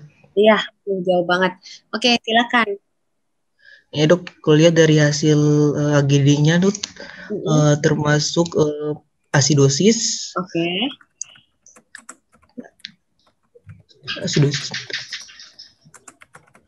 Asidosis metabolik, dok. Asidosis metabolik terkompensasi sebagian, dok. Oke, gini ya. Berarti ini asidosis yang sejalan di sini adalah metabolik ya, betul? Iya, dok. Ya, terkompensasi. Nah, parsialnya betul karena dia pH-nya belum normal ya. Iya, dok. Oke, mungkin bisa dihitung nggak anion gap-nya? Jadi kalau ada asidosis metabolik, kita harus hitung juga anion gap-nya. Jadi tahu ini yang mana, pure kah atau yang mix? Mungkin bisa dihitung. Rumusnya tadi ingat nggak anion gap? Natrium tambah kalium, dok, dikurangi sama dengan dikurangi hasil dari HCO3 plus klorid dok, Cl. Oke, sip. Ya, betul banget. Hasilnya ternyata ini. Jadi anion gapnya tinggi ya, 29,6. Tapi ternyata delta rasionya 0,8. Jadi di bawah 1. Kalau kalian ingat tadi kalau di bawah 1 itu berarti ada campuran anion gap antara anion gap yang tinggi dengan yang normal. Ini yang tadi saya ceritakan, mungkin dia shock hipovolemik kelamaan, awalnya dia hanya terjadi low anion gap akibat diare mungkin, lalu karena kelamaan dia terjadi asidosis laktat. Nah, makanya pH-nya jauh lebih rendah karena lebih berat asidosisnya biasanya seperti itu ya. Jadi ini contoh dari asidosis metabolik terkompensasi parsial, anion gap high, mix normal. Ya, oke Yudi makasih, benar jawabannya ya. Sama-sama dok. Oke, berikutnya lagi dong. Siapa mau coba lagi? Ayo, ada yang mau resen lagi? Sudah 2 orang. Ayo yang lain. Ayo resen yuk. Nggak apa-apa salah, tenang aja. Latihan. Latihan. Nanti yang tadi ikutan dicatat ya namanya Dep. Nanti iya dong. itu. Buka chat buat yang tadi sudah menjawab. Oke, ini ada yang mau jawab. Malam dok. Ya, selamat malam. Malam dok, saya Johan dok dari Jakarta. Oke, silakan. Kalau dilihat dari pH-nya dok, agak naik sedikit alkalosis dok. Kalau dilihat dari PCO2-nya turun 19. Lalu untuk HCO3-nya tadi turun juga dok 13,5. Jadi ada sebuah alkalosis respiratorik yang terkompensasi ya dok. Terkompensasinya parsial full? Masih parsial sih dok. Udah mulai mendekati pH normal dok. Oke, sip ya. Gini ya gambarannya ya. Jadi ini yang satu jalan kita sebut berarti ini yang alkalosisnya. Jadi primernya adalah yang ini. Jadi yang satu arah. Jadi ini alkalosis respiratorik betul dengan kompensasi metabolik ya, dengan kompensasi yang parsial karena pH-nya belum normal. Nah, ini kalau kita lihat tadi harusnya berapa sih yang disebut kompensasi ini? Nah, bisa dilihat di sini tiap penurunan PCO2 10 HCO3 harus turun 2. Jadi kalau di sini misalnya PCO2-nya normalnya misalnya antara 35 sampai 45, ini kan di sini kasusnya dia berapa? 19. Berarti turun sekitar 20 ya. 20-an lah ya. 20 harusnya HCO3-nya turun 4. Ya pas ya. Ini kan ada HCO3-nya 13. Jadi turun 4 lebih rendah dari 22 kurangi 4 berapa? 18 harusnya ya. Jadi kurang dari itu berarti dia terkompensasi dengan baik. Ini pasti sebentar lagi dia akan terkompensasi full karena pH-nya sudah mendekati normal. Betul banget jawabannya alkalosis respiratorik terkompensasi parsial ya. Oke, next. Nih siapa lagi mau coba?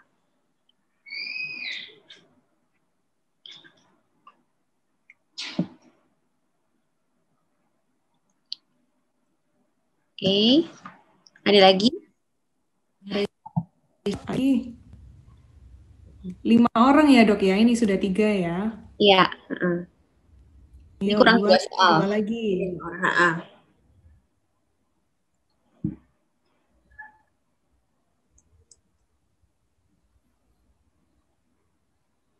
Ada yang mau coba lagi? Grogi semua ini. Nggak apa-apa. Oke, ini dia. Silahkan. Halo, selamat malam dok. Malam. Ya, kenalkan saya Monica dari Banjarmasin. Jadi kalau dari contohnya wanita 55 tahun, obstruksi usus, ada muntah. Suaranya kok pelan ya, Dek? Bisa agak kenceng lagi nggak? Ya, pH-nya 7,5. Oke. Berarti asidosis. Kemudian CO2-nya... Apa? 7,5 berarti apa? Alkalosis dok. Oke. 7,5 alkalosis. Kemudian CO2-nya masih dalam batas normal. Kemudian HCO3-nya meningkat. Berarti pasiennya ini alkalosis metabolik. Karena ada yang mengkompensasi berarti uncompensated. Tidak terkompensasi. Ya, sip ya. Jadi ini primernya dia alkalosis metabolik ya, tapi sayangnya harusnya dia dikompensasi dengan CO2 ya. Tapi ternyata CO2-nya masih dalam batas normal, berarti dia belum terjadi kompensasi sama sekali. Ya, harusnya kan seperti ini nih, 15 plus HCO3 berapa? 33. Harusnya kalau terkompensasi harus lebih tinggi dari 48. HCO3-nya, tapi ternyata ini masih 42 ya. Betul jawabannya alkalosis metabolik yang tidak terkompensasi ya. Sip. Paham ya mestinya ya. Oke, soal terakhir mungkin siapa mau coba?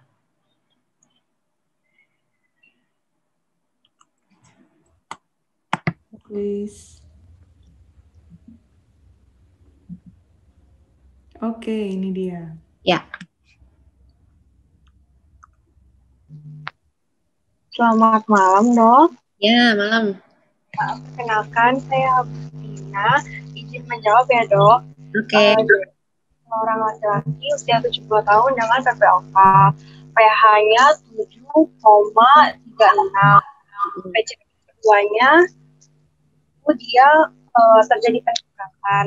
Terus untuk HCO3-nya dia juga mengalami peningkatan. Kalau ngelihat dari kasusnya, karena PCO2 meningkat, itu kayak asidosis respiratorik yang terkompensasi total, Dok. Terkompensasi full ya, lengkap ya. Alasannya karena pH-nya? Karena pH-nya sudah masuk dalam range yang normal. Oke, ya. Sip. Ya, betul banget ya. Jadi, ini kalau asidosis respiratorik, ini yang harus terjadi kompensasinya. Kita lihat PPOK ini kan kronis ya. Kalau kronis berarti harusnya tiap peningkatan CO2 10 mili harus disertai peningkatan HCO3 4 mg. Jadi kalau kita lihat di sini PCO2-nya dia tinggi ya 55, anggapannya naik 10 lah ya dari 45, berarti harusnya kompensasinya HCO3-nya minimal harus naik 4. Jadi cocok ini HCO3-nya naik jadi 30. Makanya terjadi kompensasi yang sudah lengkap ya atau fully compensated karena pH-nya udah normal. Ya, benar banget. Jadi ini adalah asidosis respiratorik terkompensasi lengkap. Oke. Semoga paham semua ya. Makasih banget. Mungkin kalau ada yang nanya habis ini bisa sesi tanya jawab, saya kembalikan ke moderator. Oke. Ini sudah masuk ke sesi tanya jawab ya. Untuk pertanyaan yang pertama, sudah ada satu dari Kadek Nova Adiputra. Izin bertanya, Dok, kenapa pada terjadi asidosis tetapi pada HS tidak asidosis, padahal kadar glukosa HS lebih tinggi? Ya, nah ini berarti nggak ikut tentiran saya kemarin di Kawatan DM kayaknya. Oke, nggak apa-apa ya. Jadi pada KAD itu bedanya sama HHS, itu kalau KAD itu defisiensi insulinnya sudah sangat berat. Dimana kalau defisiensi insulin sangat berat itu kaitannya adalah dengan peningkatan badan keton itu tadi. Jadi terjadi peningkatan lipolisis. Sedangkan kalau pada HHS itu insulinnya dianggap masih relatif lebih cukup. Masih cukup artinya dia hanya mengganggu glukosa aja. Dia menyebabkan hiperglikemi aja, tapi tidak sampai menyebabkan gangguan lipolisis atau tidak sampai membuat badan keton. Seperti itu. Oke, sudah cukup jelas ya. Ada pertanyaan lain? Ada pertanyaan lain nggak? Ini jelas atau blas? Ini nggak ada yang nanya ini. Moga-moga jelas lah, tadi jawabnya sudah pintar semua kok. Oke, ada pertanyaan lain? Ya. Oke, dari Avi. Izin bertanya, Dok. Bagaimana pendapat dokter tentang minuman alkali? Karena bisa mengklaim menurunkan gula darah, asam urat, dan kawan-kawan. Apakah bisa dikonsumsi jangka panjang jika pH-nya 9? Ya, intinya kalau misalnya kita mekanisme buffer kita bagus, seperti tadi yang saya bilang, mau kita makan asam, mau kita makan basah, itu akan bisa normal sih, nggak masalah. Kalau misalnya sampai dia boleh diedarkan, itu berarti kan sudah melewati istilahnya sudah melewati saringan dari BPOM ya. BPOM itu adalah lembaga yang kita percaya untuk menyaring obat-obatan, makanan, minuman seperti itu. Jadi kalau sampai bisa diedarkan, ini yang berarti yang resmi ya. Jadi jangan cari yang tidak ada izin edarnya. Kalau ada izin edarnya ya mestinya sudah aman karena kita juga punya sistem buffer yang bagus seperti itu tadi. Oke, selanjutnya dari Cantika Dewi, izin bertanya dokter, apakah jika ada pasien sesak nafas harus dicek AGD atau ada kriteria tertentu lain? Kemudian apakah pasien DM harus selalu cek? Ya, kalau sesak itu idealnya iya. Jadi kayak tadi ya, jadi indikasi diperiksanya BGA atau analisis gas darah itu untuk mengetahui status hipoksianya, status ventilasinya, dan status asam basanya. Jadi kalau pasien sesak ada fasilitas itu adalah indikasi. Jadi untuk pemeriksaan AGD. Tapi kalau pasien DM, ya nggak selalu lah ya. Kalau misalnya tidak ada tanda-tanda kecurigaan ke arah ketoasidosis, ya nggak perlu diperiksakan atau tidak ada kecurigaan misalnya dia ada kusmol yang jelas-jelas sudah ke arah sana, ya baru kita cekkan. Tapi tidak semua pasien DM harus dicekkan ya, karena belum tentu kan terjadi KAD. Gitu. Oke, selanjutnya dari Amelia Ervina. Izin bertanya dok, bagaimana dosis dan pemantauan pemberian NABIC pada kasus asidosis metabolik yang berat?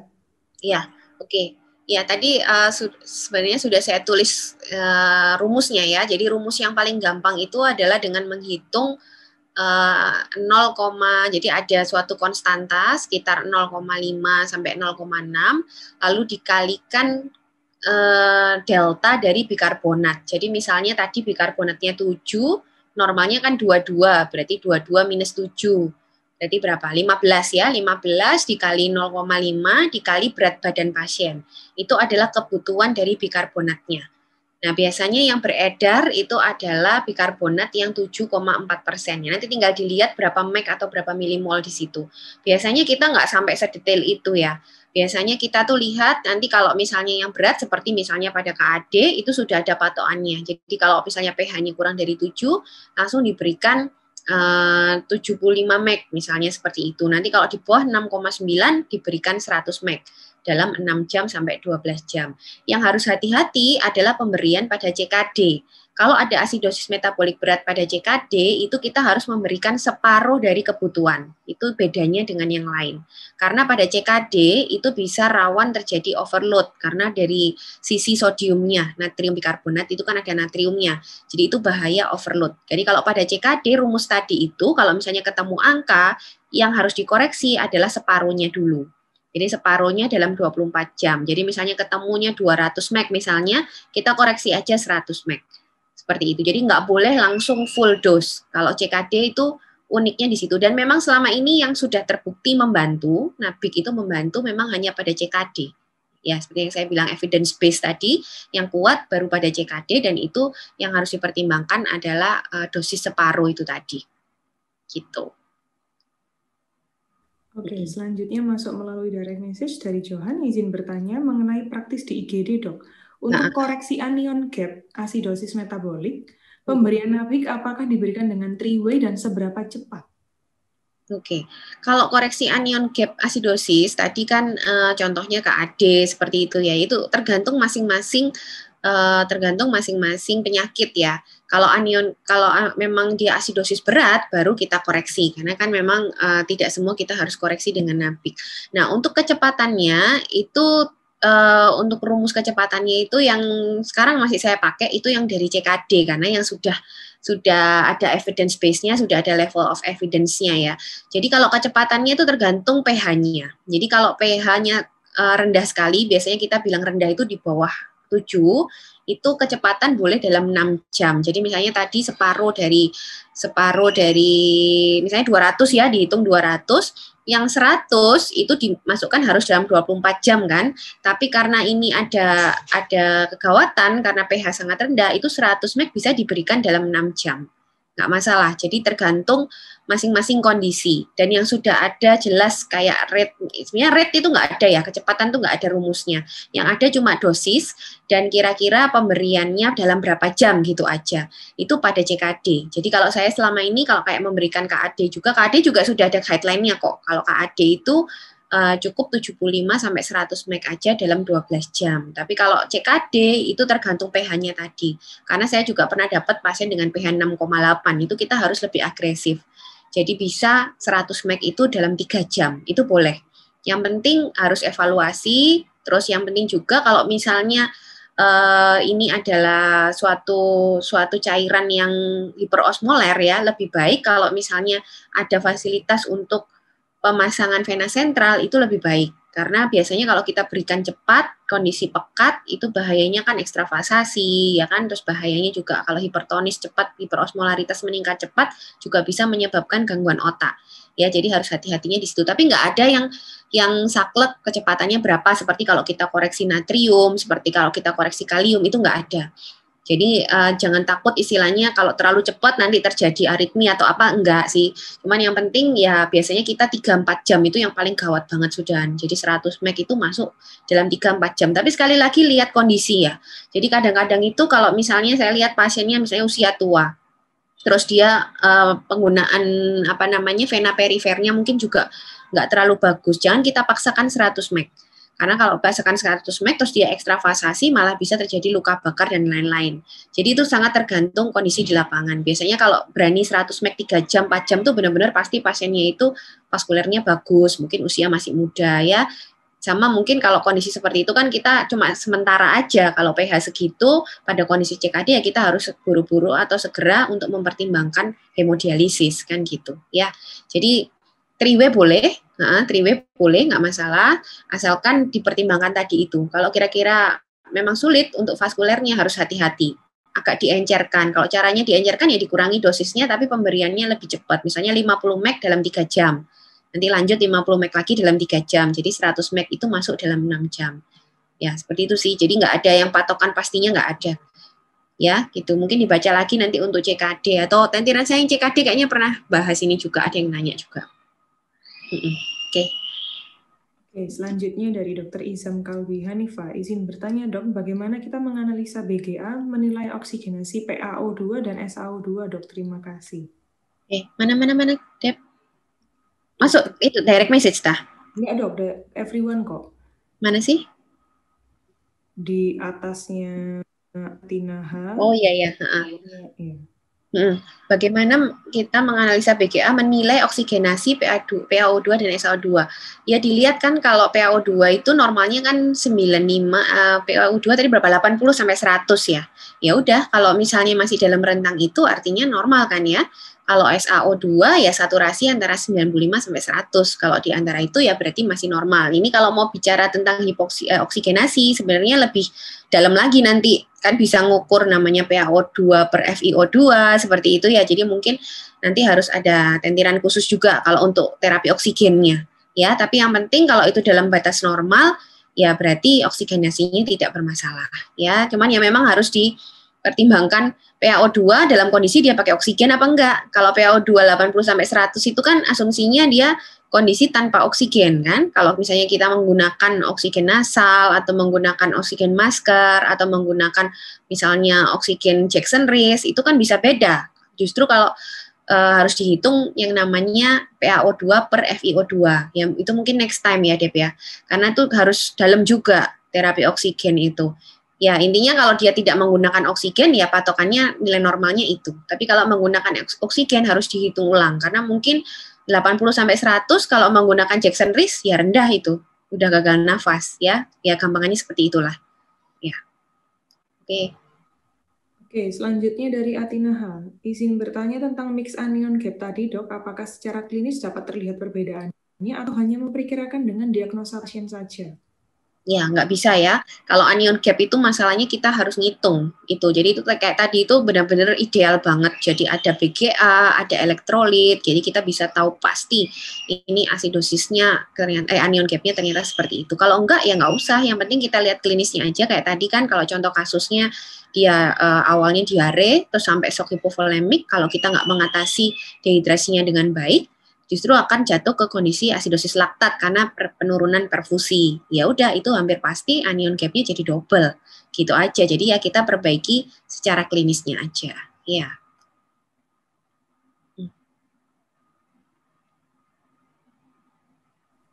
Oke, pertanyaan selanjutnya masuk melalui direct message. Ada 3 pertanyaan dari Yudi Tando. Yang pertama, pada kasus alkalosis atau asidosis campuran, untuk mekanisme kompensasinya bagaimana, Dok? Yang kedua, untuk penilaian hasil analisa gas darah, apakah harus disesuaikan dengan klinis juga?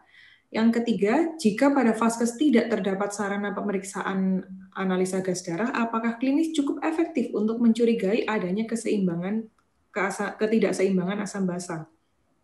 Ya, oke. Yang pertama tadi kalau mix ya, kalau mix kompensasinya gimana? Ya nggak bisa. Biasanya kalau mix itu pasti ada gangguan. Contohnya gini gampangnya.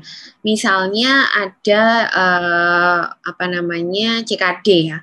CKD kan biasanya asidosis metabolik. Kalau ada asidosis metabolik, selain itu orang CKD itu juga sering masuk ke rumah sakit dengan pneumonia. Ya. Terus dia nggak kelihatan kusmol. Kenapa? Karena paru-parunya jelek. Jelek itu karena ada pneumonia. Jadi dia tidak bisa mengeluarkan CO2 dengan baik. Akhirnya dia juga nggak terlihat kusmol. Tapi kalau kita cek BGA mungkin dia asidosis metabolik plus respiratorik, PCO2-nya mungkin juga tinggi karena CO2-nya nggak bisa keluar akibat pneumonia. Ya kalau memang ada dua kondisi itu, memang dia nggak bisa kompensasi. Ini yang kondisi yang memang berat ya, jadi makanya pada CKD kondisi seperti ini harus kita bantu salah satunya dengan cuci darah untuk membantu mengurangi beban asidosisnya. Karena kalau sudah seperti ini tidak ada kompensasi. Jadi kompensasi dari tubuh kita itu ya dari jantung, paru-paru sama ginjal. Kalau dua-duanya bermasalah, hampir pasti akan terjadi kombinasi ya, jadi nggak ada kompensasinya. Terus yang kedua tadi secara klinis apa kita bisa lihat kalau yang bisa lihat bisa aja sih kayak tadi misalnya kusmol ya itu kan klinis banget. Jadi kalau sampai ada cuman ya itu tadi kalau misalnya tidak terjadi kusmol, tidak terjadi kompensasi, ya klinis itu tidak akan terlihat. Jadi kadang-kadang kita itu kalau misalnya mau menilai suatu gangguan keseimbangan asam basa hanya dari klinis, itu harus yang benar-benar murni. Artinya ada kompensasinya, terutama yang khas ya memang kalau kompensasi nafas ya. Kalau kompensasi nafas itu pasti bisa kelihatan kusmolnya, contohnya asidosis metabolik. Tapi kalau enggak, misalnya kayak kondisi alkalosis metabolik atau justru kondisi yang respiratorik yang tidak ada kompensasi yang jelas karena itu kan harus lihat ginjal, itu nggak bisa dilihat dari klinis. Memang harus kita butuh bantuan BGA. Ya kalau nggak ada ya tetap kita fokus ke penyebabnya aja, kita atasi penyebabnya. Jadi tanpa kita tahu BGA-nya, sebenarnya kalau kita tahu penyebabnya kita atasi, otomatis nanti juga akan teratasi kan kondisi asidosis atau alkalosisnya gitu. Sama seperti jawaban yang pertanyaan nomor 3. Jadi kalau di vaskesnya nggak ada fasilitas BGA, ya kita fokus menangani penyakitnya. Jadi kita harus tahu penyebab ini kira-kira apa. Kalau memang KAD ya kita tangani tanpa harus kita tahu dia asidosis atau enggak. Ya tetap kita tangani KAD-nya, otomatis nanti asidosisnya juga akan tertangani. Diare juga sama tadi kan shock hipovolemik ya kita tangani diarenya. Ya kayak gitu mungkin ya. Oke, selanjutnya dari Muhammad Rizkan. Izin bertanya, Dok, seberapa penting nilai base excess dalam menilai BGA? Ya, sebenarnya hampir sama dengan HCO3 kok ya. Jadi BE itu base excess kan artinya kelebihan basa. Jadi kalau misalnya kelebihannya terlalu tinggi ya dia alkalosis, kalau kelebihan dia minus ya itu berarti dia asidosis. Gitu aja sih.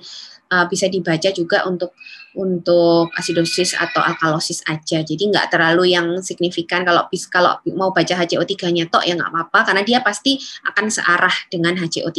Kan ini hanya yang satunya itu menunjukkan kelebihan kekurangannya, kalau HCO3 menunjukkan jumlah absolutnya kan.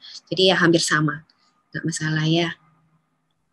Selanjutnya dari Sagita Pratiwi, selamat malam dok, izin bertanya. Yang pertama, pada pasien dengan hipokalemi, apakah perlu dilakukan pemeriksaan AGD? Yang kedua, pada pasien dengan hipokalemi periodik paralisis, apakah selalu disertai dengan gangguan keseimbangan asam basa? Jika misal iya, jenisnya yang mana dok? Apakah yang alkalosis metabolik? Terima kasih dokter. Ya, pertanyaan yang bagus ya. Jadi hipokalemi itu ada algoritmanya. Jadi hipokalemi itu kita punya algoritmanya, mana yang jadi kalau hipokalemi itu harusnya kemarin gangguan elektrolit nggak dikasih ya algoritmanya, harusnya ada sih. Jadi ada algoritma hipokalemi, kita lihat dari AGD-nya. Jadi kalau ada hipokalemi itu biasanya yang pertama kita lihat itu adalah loss di urinnya. Loss di urinnya berapa? Kayaknya ada deh kemarin Dexa itu kayaknya ada ininya, ada algoritmanya. Kalau dilihat ternyata loss di urinnya banyak, itu nanti baru dicek yang namanya AGD ini. Jadi AGD ini tujuannya untuk membedakan ini asidosis atau alkalosis. Kalau asidosis artinya banyak yang loss kalium, banyak loss di urin, itu biasanya penyebabnya paling sering adalah KAD. Tapi kalau dia alkalosis, itu penyebabnya lebih ke seperti dibagi dua lagi, hipertensi atau enggak. Kalau hipertensi yang tadi itu hiperaldosteronisme. Tapi kalau dia normal tensinya, dia lebih ke kayak Gitelman syndrome atau Bartter syndrome. Jadi AGD ini sebenarnya penting juga untuk kalau memang mau cari pasti diagnosis dari hipokalemi ya. Jadi kalau memang benar-benar mau cari pasti, itu dari alur algoritmanya memang ada pemeriksaan AGD. Ya, itu ada kok kalau kalian browsing algoritma hipokalemi itu bisa di situ dilihat. Jadi bisa pemeriksaan AGD itu sebagai salah satu penentu diagnosis aja, ya bisa. Nah, kalau pada hipokalemi periodik paralisis apakah selalu disertai gangguan keseimbangan asam basa? Enggak ya. Jadi hipokalemi periodik paralisis ini lebih ke shifting.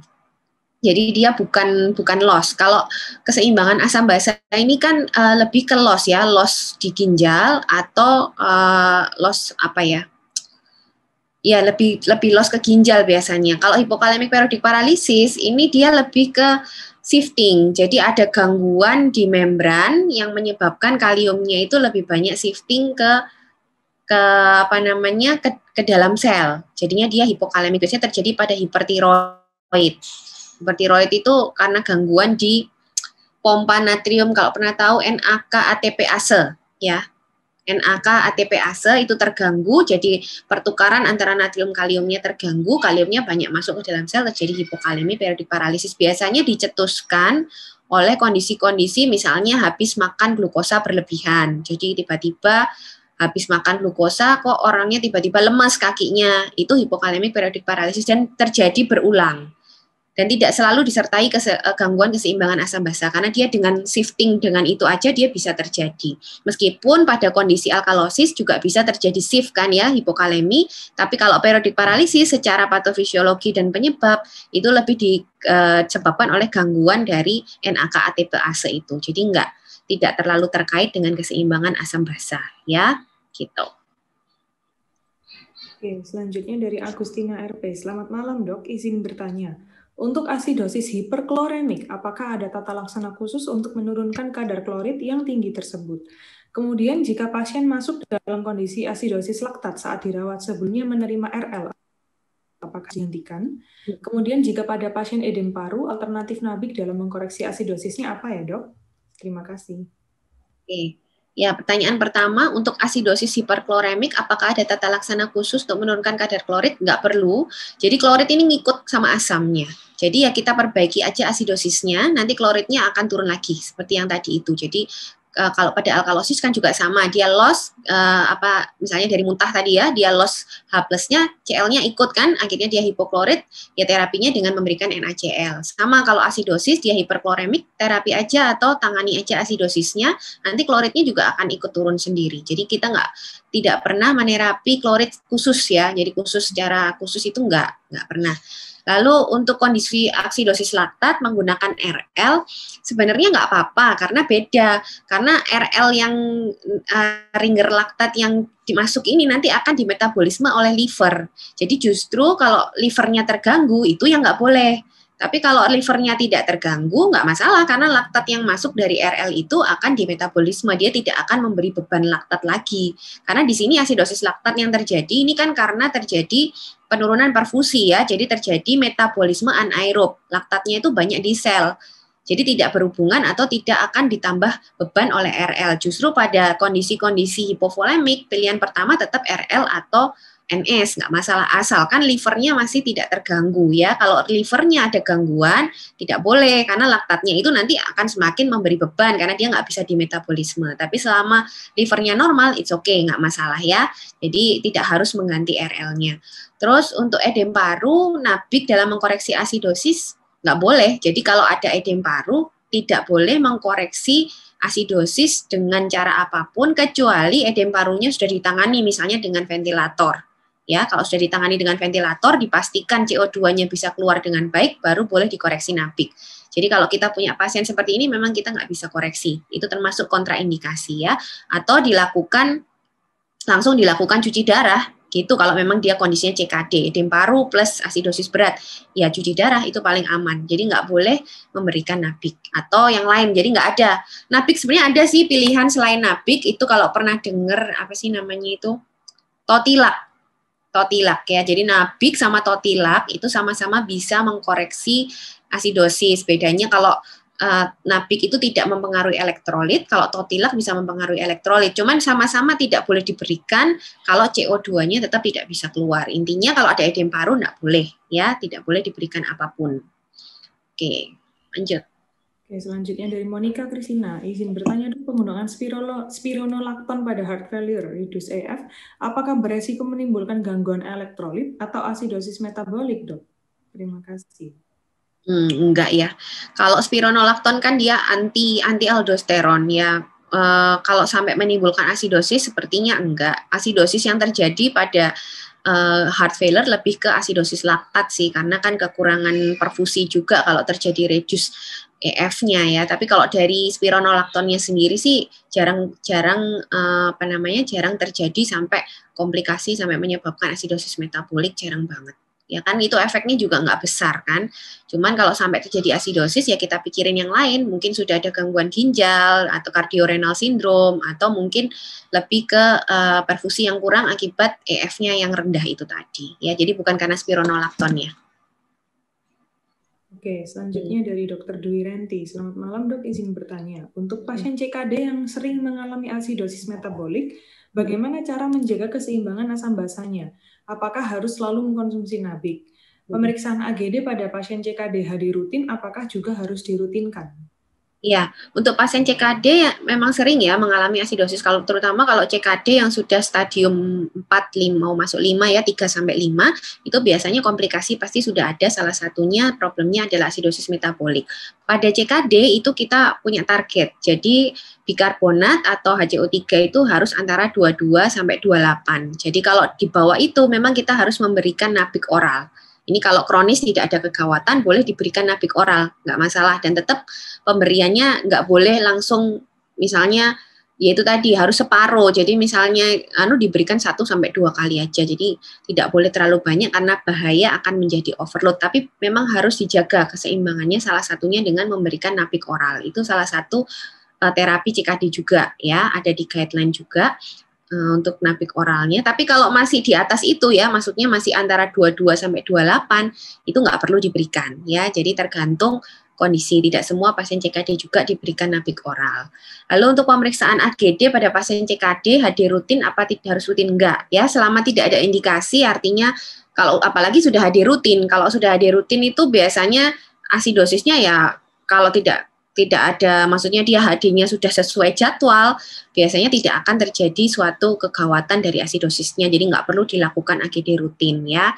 Tapi kalau kadang CKD juga bisa terjadi kegawatan, mungkin dia tiba-tiba minum banyak atau dia habis makan apa ya kan, kalau pada orang-orang CKD. Nah kalau ada muncul kegawatan seperti itu yang kira-kira mengarah ke komplikasi, ya bisa baru dilakukan AGD, tapi bukan pemeriksaan rutin ya. Oke, Oke, selanjutnya dari Ria, izin bertanya dok, pada intoksikasi asam jengkolat bagaimana seharusnya pemberian nabiknya? Terima kasih. Ya, betul. Jengkol ini ya salah satu intoksikasi asam ya. Kalau di sini ini sebenarnya pemberian nabiknya itu hampir sama. Jadi intinya asam jengkolat ini kita harus memaksa asam itu keluar dari urin. Intinya itu. Jadi utamanya sebenarnya bukan nabiknya, tapi forced diuresis. Ya, kalau pernah dengar yang namanya forced diuresis atau diuresis paksa, itu kita memberikan cairan, jadi seperti rehidrasi gitu. Setelah rehidrasi banyak, langsung diberikan furosemid. Tujuannya supaya memaksa asamnya itu keluar dari urin. Jadi itu adalah penanganan utama pada intoksikasi asam jengkolat. Nabik ini hanya itu tadi ya, hanya pelengkap. Jadi kalau memang terjadi asam atau asidosis metabolik yang berat sekali baru diberikan, tapi jarang. Kalau intoksikasi asam jengkolat ini jarang yang sampai separah itu. Biasanya yang berat sekali sampai pH itu 6,9, 6,8 itu kalau intoksikasi metanol.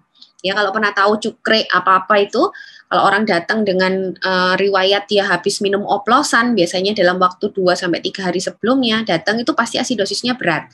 Nah, ini asidosis berat bisa kita berikan nabik sambil menunggu HD, karena biasanya nggak mungkin nggak di HD kalau untuk yang metanol. Ini mungkin bisa jadi ide juga untuk tentiran berikutnya. Intoksikasi ini juga banyak, ya banyak di lapangan dan kalau ditangani dengan baik sebenarnya bisa selamat sih orang-orang itu ya. Nah, nabiknya nggak usah ya, kalau memang nggak berat sekali nggak usah diberikan. Kalau memang berat di bawah 7 baru boleh diberikan sambil tetap dilakukan forced diuresis. Itu yang penting pada intoksikasi asam jengkolat ya, gitu. Ya banyak banget emang dok intoksikasi itu penting juga. Oke. Selanjutnya dari Rodi Nur Fajri, masih kurang jelas dok untuk definisi dan peran base excess dalam pembacaan BGA. Ya, oke. Yang tadi itu ya, jadi base excess itu hanya gambaran kelebihan atau kekurangan basa. Sedangkan gambaran absolutnya itu adalah kadar HCO3. Jadi sebenarnya perannya itu hampir sama dengan HCO3. Dalam membaca BGA cukup salah satu aja, karena nanti hasilnya juga akan sama. Jadi mau pakai base excess boleh, membacanya dengan itu boleh, mau pakai HCO3 juga boleh, sama tadi menggunakan tic-tac-toe itu kalau base excess antara -2 sampai +2 ya kan. Kalau HCO3 antara 22 sampai 26, sama tadi cara bacanya. Itu aja sih. Jadi yang satunya itu seperti lebih ke kualitatif, kalau satunya itu memang gambaran absolutnya, kuantitatifnya gitu. Udah jelas belum ya? Oke, semoga jelas ya. Ini sudah pertanyaan terakhir dok tadi. Oke. Nanti kalau peserta masih ada yang mau tanya, jangan lupa kita juga punya grup Telegram khusus gangguan tentiran ini ya, gangguan keseimbangan asam basa. Nanti kalau mau tanya selama 3 hari ke depan boleh tanya di grup Telegram, nanti akan dijawab langsung oleh Dr. Ninggar. Oke, ini sudah nggak ada pertanyaan masuk lagi. Kalau sudah tidak ada, kita tutup. Jangan lupa para peserta untuk membuat testi challenge. Nanti kalau misalnya 3 peserta yang menang akan mendapatkan seat gratis di Tentiran Diare bersama Dr. Anissa. Dan jangan lupa juga pantengin terus Instagram Interna Isfan untuk tentiran-tentiran lain yang akan datang. Oke, terima kasih semuanya. Untuk peserta 5 orang tadi yang sudah menjawab kuis dari Dr. Ninggar, ditunggu email untuk e-book Harrison-nya ya. Oke, terima kasih Dr. Ninggar atas penjelasan tentirannya kali ini. Terima kasih para peserta. Oke, terima kasih ya. Live room-nya. Terima kasih semua. Selamat malam. Terima kasih semuanya ya.